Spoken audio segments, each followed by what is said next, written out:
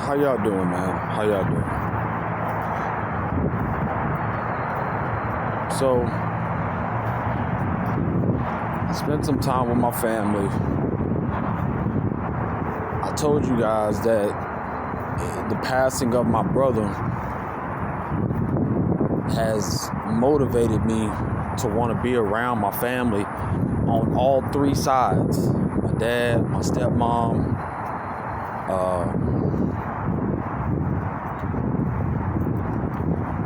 and some distant cousins.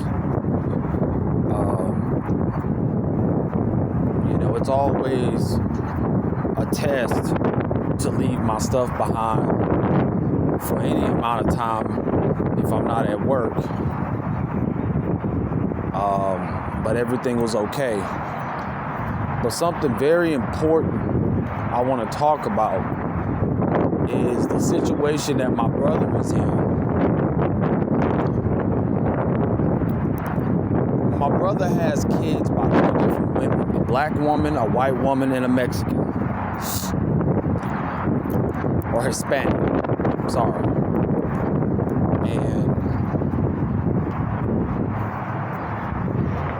excuse me if I'm pausing a lot because I'm trying to focus on what I need to get out of Walmart to not spend so much. Just really serious about the budgeting deal, but my brother is struggling with the same thing that his mother struggled with me, which is treating those kids that aren't his by these women the way they should be treated. Me and my brother talk. By now, my brother knows that I'm a no-nonsense type of dude. My brother knows I haven't laughed I haven't laughed that way in quite some time. My brother knows that I'm gonna talk about serious stuff. He knows I'm gonna ask questions, but he's also gonna ask questions and try to, he wants to play his part as the older brother. And I love him for that. I respect him for that because I notice when people are trying to stay on my level as far as intellect or a certain topic that may be considered a bit of a topic of a deep thinker or even a conspiracy theorist. And but my brother, I'm sure he could speak on my name and say that, yeah, my brother he ain't dumb.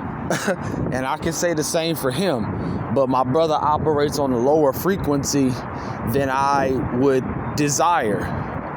My brother is into fashion and all of these different things. Although he will tell you he's conservative about the clothes and how often, we went to TJ Maxx. And, we went to Marshall, excuse me. And this dude, man, I'm telling you, he's a trip. I didn't think to pull my phone out and record anything, but he's a trip. He goes and, he loves his hats. So he goes over, he's like, oh, man. Oh, CJ, damn, man. It was just a trip to watch him struggle, to not buy so many hats. I think he bought like 3. But, they were, affordable. They're not some whacked out price where he's going to go home and the kids aren't eating types, you know what I'm saying? So he wanted to buy some hats and stuff like that. And so did I enjoyed looking at those prices like, my goodness. You guys give me 1 second. I'm going to try to pause it so that I can focus while I'm in here, and I'll come right back. I'm going to try to do this. I'm just going to be talking real slow.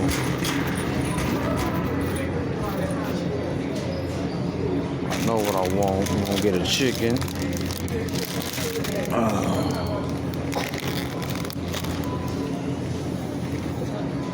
I did pretty damn good at my brother's house. me and man, see, this is why I didn't want to talk, because I'm gonna start going up, down, left, and right with the storytelling. I won't tell it in order, but I'm gonna try my best. Bear with me, y'all. So, and y'all know Walmart be sometime playing this music, and then these nigga, they'll copyright your shit in a heartbeat. One time I did a video 30-something minutes long, and I came back, and they was like, they flagged the video. You already know, flagged the video. I was like, what happened? They did the same thing at 24 Hour Fitness. I was just completely unaware of the music in the background. So, I love cranberry sauce. I don't like to, when you want to put something sweet on top of the chicken and rice, that's the only thing I go for. So now we got to get some Clorox wipes, wipe the floor. And them kids, they got me. I need to get me a gaming chair. The ones that the little cradle, like a little car seat. I had to get me one of them. Them things cheap, but I can't stand up in the tent. Y'all know that. It's small. But I needed to get some containers, something to put my food in when I ain't eating it. But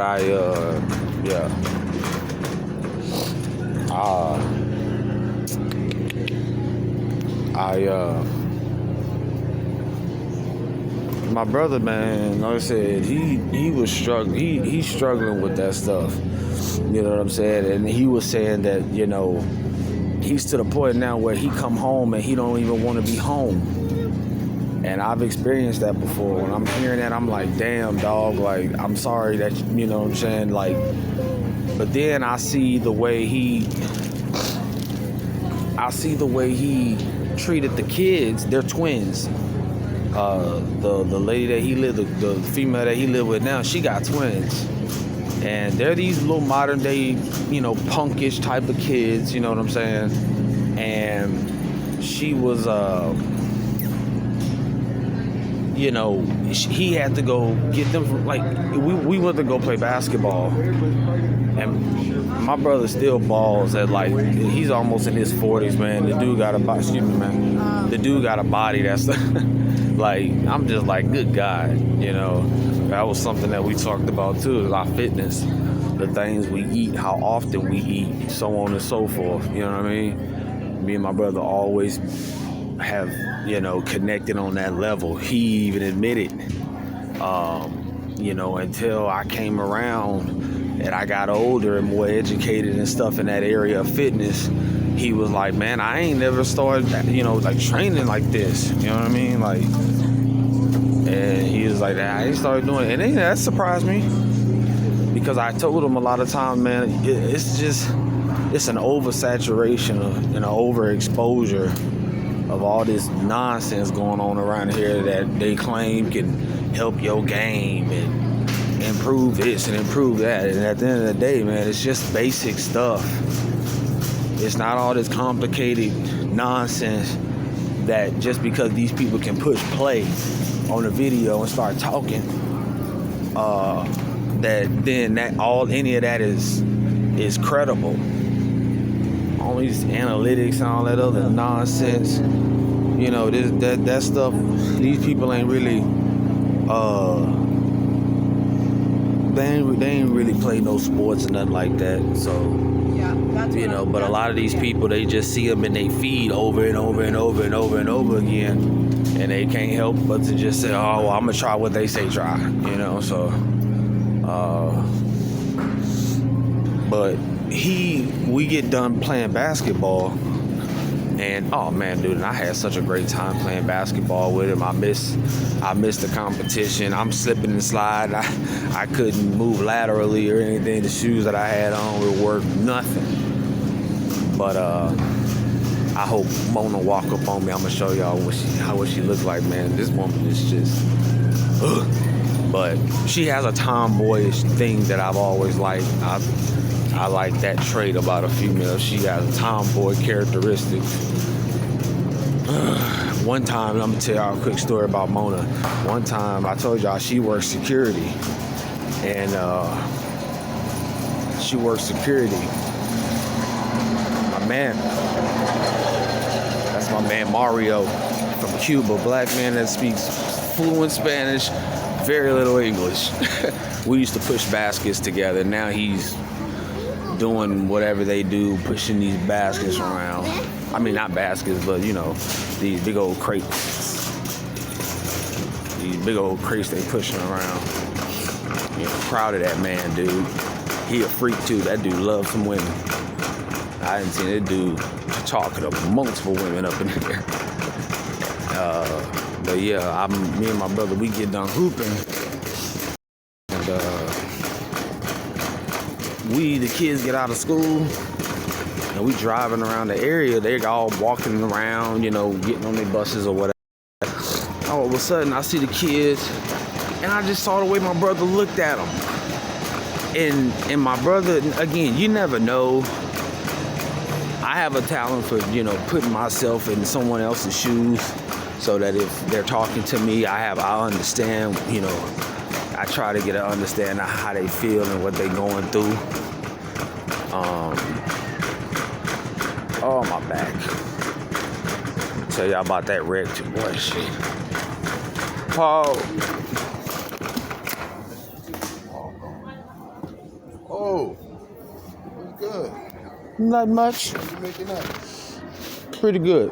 Pretty good, bro. Have a good one. Thank you. So he think about me all the time.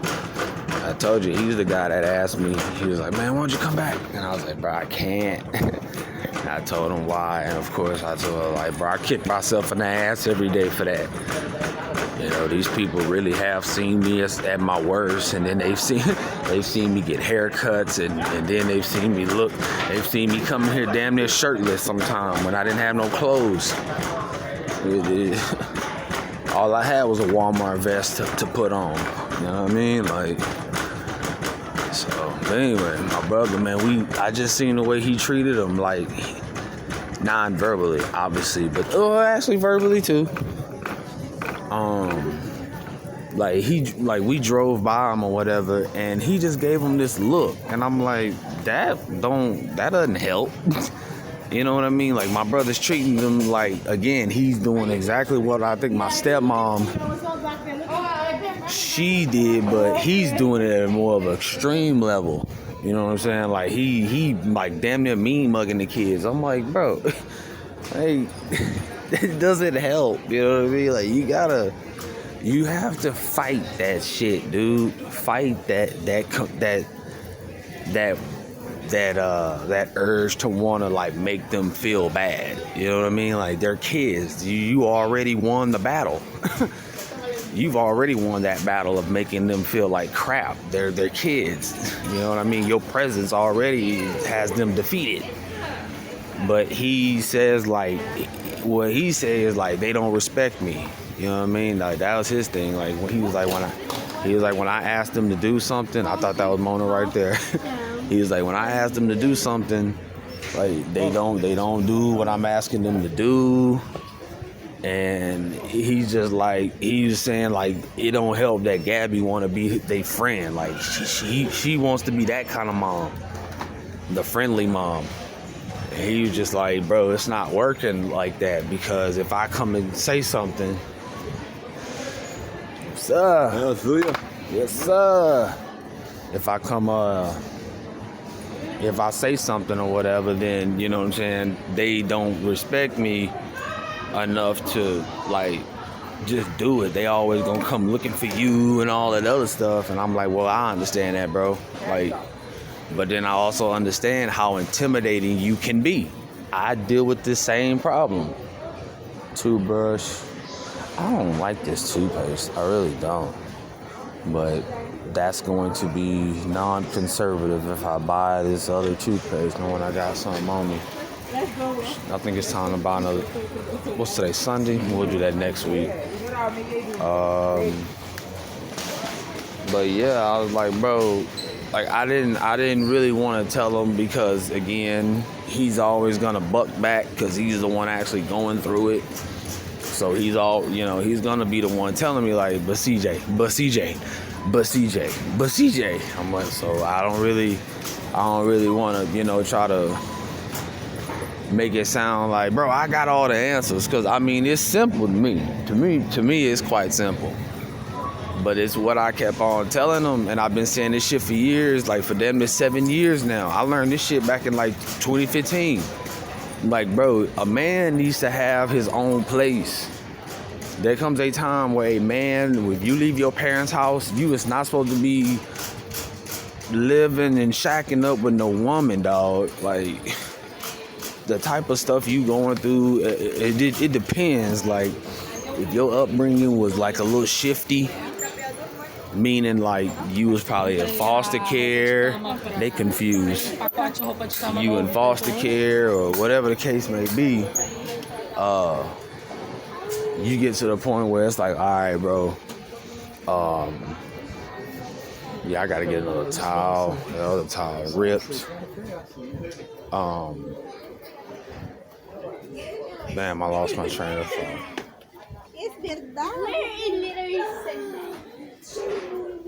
I lost my train of thought. Oh, but it comes a time, man, when you growing up and you trying to learn who you are, what you about, what you tolerate, what you don't tolerate.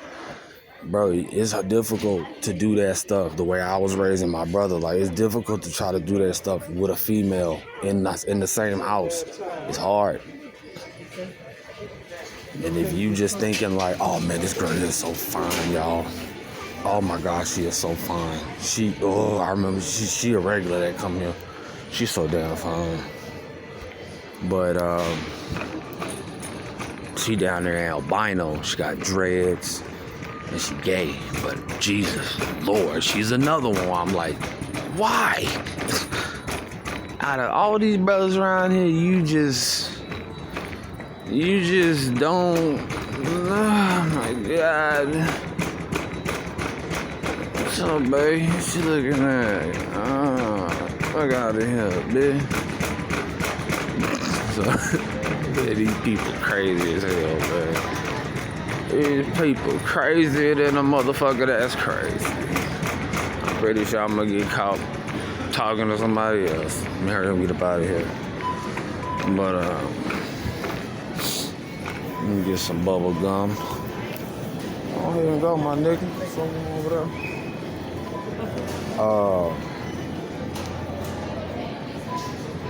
But he know that.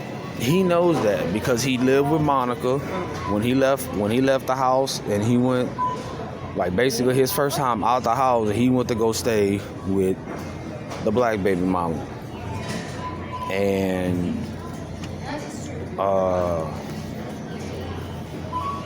things didn't, obviously, a black baby mama, you can imagine how things went.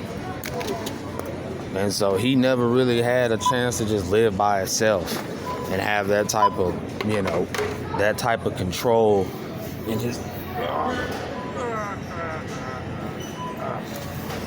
that type of control.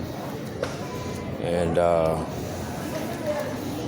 then now he's experiencing like, man, I just want to be by myself. It ain't got nothing to do with her. It's just like I'm tired of coming home and just don't want to be here. And I'm just sitting there in the passenger seat like, bro, it's not hard, bro. It's really not. Like, but again, I'm not in the field. I'm not in his situation.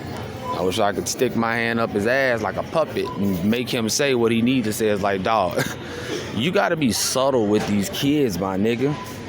See, that's part of being like a mama's boy, beta bitch. Steve Ed. Just wanted to say hello. Hello there.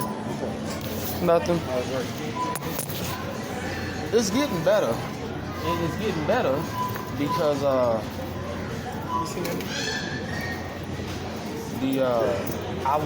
done switched from the physical to the hands now, so I got a lot more energy. And I done found myself putting up with the most unput-up-wittable bitch up in that hoe, bro. You got your nose? Yeah, my brother did it for me. I got more to go, bro. What kind of pen is this? Nah, he had the professional one. put the thing in. I didn't even know, bro. I was half up, but he was like, it's gonna hurt. Didn't feel nothing. It was supposed to be done twice, 1, 2, but we were pressed for time. We had to go to my parents' house. Oh, but you got to your parents. I told them niggas, bro, I'm finna start coming around. They finna see this mug a lot more often. Yeah. I gotta leave my shit behind, but it's a sacrifice. Go ahead and go back to work. Sorry. I'll see you, bro.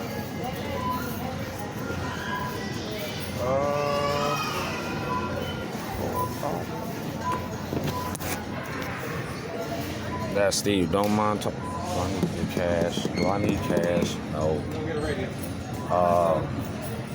But I would tell him, like, bro, you can't, like, I have told him, I didn't tell him, you know, but, like, you gotta be subtle with them. You know, you already know that you're the adult. So with that, you have to, and trust me, he told me stuff like, again, they're punks. You know, they're at that age where, like,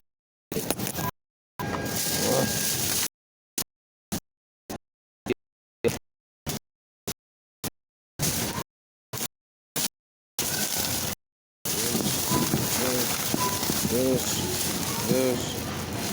and I think I gotta go buy some water. Yeah, because I don't like drinking. Well, I can ask old boy if I can get a couple water bottles. But, you know, that's the thing, bro. It's like, you know, you older than these kids, you know, so just don't make them feel bad like they 30-some-year-old grown-ass men. You know, that is not gonna register to them. And he said he had the moments where he didn't hurt them cussing up a storm and doing all of that little menace shit. You know, that's all it is. They're being little menaces. And if you had my personality and wisdom, you would just laugh that shit off like, these little niggas. I'll see you later, bro. All right. Yeah, I would just laugh like, you little fuckers. But see, my brother, his emotions, he's very, like, how do I say it? Like, if he understands things like on a basic level, like as far as respect. Hey, he understands stuff on that level where, hold on, y'all.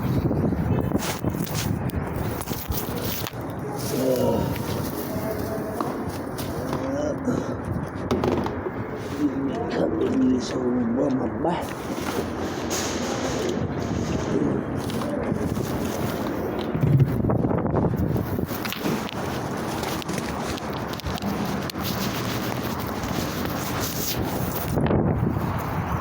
Yeah, he understands things the way we were raised, which, what am I saying?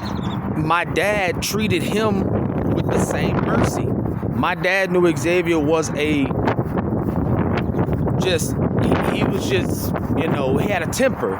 So my dad had to utilize damn near like Jedi mind tricks on Xavier when it came to like, bro, I could easily just beat you up, which Xavier would have he's just heavy-handed. He has like long arms. He's like 5'9", you know, perfect size. And it's just like his hands are so heavy that like, he said, man, bro, I've seen some shit, dude. So all I gotta say, so I know my dad would have lost every battle. By the time Xavier was like 13, 14, 15, Dad wouldn't have thought about it. Xavier was too fast, had too much energy and just too much rage that my dad would have lost that battle. But my dad always treated him like, hey man, if you keep going down this path, y'all already know what I'm talking about. That Coach Carter shit. That Remember the Titan shit, how you tame a wild person. Like, yo man, I'm trying to tell you, you might be able to do this to me, but you're gonna meet your match one day. And so it took years. I kept telling Xavier, my dad was like guardrails. My dad wasn't the best guardrails, but my dad was there to just say, hey, bro, just come back to the center. You know, the way you're acting right now, it's not a good idea. And so I was just thinking the same thing, like, bro, you can't treat him like that. You can't mean mug him and stuff like that. He said, like, at one point he whipped him. And the girl came and said, hey, you can't whoop them like that. And of course he was like, dude, when I'm doing shit like this, you cannot come around and say no. Because in their mind now, they're like, oh, someone's on my side. It's a bad idea, man. I've been telling my brother this shit for years. But I told y'all, because I don't have the car, I don't have the kids, I don't have the girl, I don't have the degrees and all of this stuff. To them, it's like, oh, yeah, CJ knows some shit, but it's like, what? That's how they look at it. It's like, bro, I'm telling y'all, like, this shit is, I see this stuff a mile ahead down the road, my dude. So I disagree with the way he was treating them kids, man, because now them kids will grow up to say, bro, they're being exposed at a young age to profanity the way we were exposed to Bernie Mac, you know, and Red Fox. They're hearing cuss words and like combo cursing, like, but the mother, it's the son of a, like, it's just back to back to back to back to back, you know. And they're hearing this, and that's developing their vocabulary for when they upset. That's how they gonna talk. When it come to, hey man, how do you feel about Xavier, man, your stepdad? Man, F that, man. That F, like, because you have to treat the way. Put it this way, Xavier. You felt bad for the way you treated dad every time dad caught you doing something messed up, because dad could have did far more than what he did. All he kept trying to get you to realize is, dog, you're not who you think you are. Like, there's always somebody out there crazier than you. There's always somebody out there who's willing to put an end to what you talking about. And Xavier had to keep, you know, getting pulled out of all these situations where he was like, all right. Because my dad set that tone of like, do you understand how I go to work and I come home and I provide for y'all? I don't make excuses. I don't call in for work. I don't come home talking about all these issues I got with outside work junk or dudes at work. No. He lived a simple life, so it made everything we were doing that you think you want to do, like, man, I'm probably doing too much. Yeah, when you want to jump in your car and ride around Houston all night long, riding to Austin and Dallas, and you smoke weed, but then you get mad or you're surprised when you get pulled over with dope. You've been on the road for 8 hours. What the hell you think's gonna happen? Eventually, you're gonna get pulled over, dog, for something stupid. So that was something that was very educating for me, to see that he has this feeling of not wanting to be there, yet you're treating these kids cold-heartedly. And I don't like it. Not one bit. I don't know. Again, I'm not on the ground. I'm not there every day, but I can guarantee you, if I see, one of the things that I learned that's very useful when it comes to parenting, especially as a father, is using the word son. Okay? It's something that emits a level of compassion, almost like a female using the word honey. If you tell a boy, hey son, I need you to pick that up, please. Son, I asked you to do that and you didn't do it. Son, why you didn't do that? Do you understand that, y'all? Y'all understand that, right? That makes sense, right? If you heard your dad say, hey son, come here. Hey son, you pissing me off. Doesn't that sound a little bit more welcoming and acceptable, other than, hey dude, why you ain't clean that up yet, dude? Bro, what the fuck wrong with you, dude? You see the difference? You see the difference? But what do I know? You see the difference, right? Dude, why you doing that? Bro, what the fuck wrong with y'all? Y'all act like y'all don't hear me. You see what I'm saying? you know, again, that's the point of view that I'm coming from. But I know that this is why I say I'm able to see things from the sidelines and make my assessments. This is why I said I don't have it all figured out. But I damn near do. I kind of say that tongue in cheek a little bit, but then again, I'm serious. Like, bro, life is not that hard. It's not. A lot of you guys are beta bitch males. Y'all scared to tell these women what they need to be told. Y'all scared to deal with the other man that is fathering your child when you're not around. My dad knew goddamn well he couldn't whoop Carlton's ass. Devin's dad, the big buff man from Jamaica. He knew goddamn well he couldn't touch Carlton. But what he did, first of all, you don't have to worry about Devin in that way, you know, where Carlton is like, "We'll touch my son." And I told y'all, Carlton stopped dealing with my older brother like that because Xavier was just too disrespectful. Way too riled up and stuff like that. And Carlton was like, "Dog, I'm not finna be doing stuff for this dude. And he acting like this." So, you know, my dad always, when Carlton would come to the house, my dad would speak to him, shake his hand, so on and so forth. They would chit-chat and stuff like that. You know, and they would just chop it up. Now, you're a guy that's sitting there like, yeah, you're, you know, fucking my ex-wife. You know, that whole thing to me was just weird. But, you know, at the end of the day, then, you know, they were men about it. You know, they wasn't, "Oh, here come that bitch ass nigga Carlton." No, my dad was not like that. Carlton came to pick up Devin, and that was that. So, yeah, man.